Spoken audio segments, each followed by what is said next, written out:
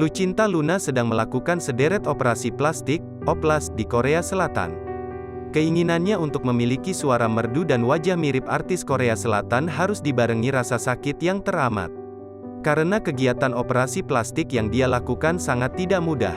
Ia melakukan operasi pemotongan leher alias jakun, tulang ekor, rahang, cangkok kulit hingga terakhir transplantasi rahim.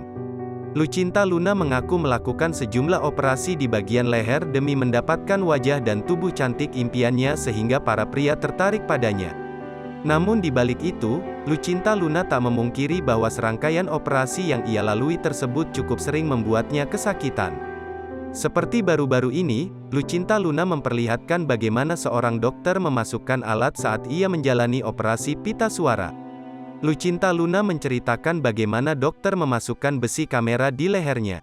Hal itu dilakukan agar dokter dapat untuk menyeting chip sehingga suara Lucinta akan semakin bagus.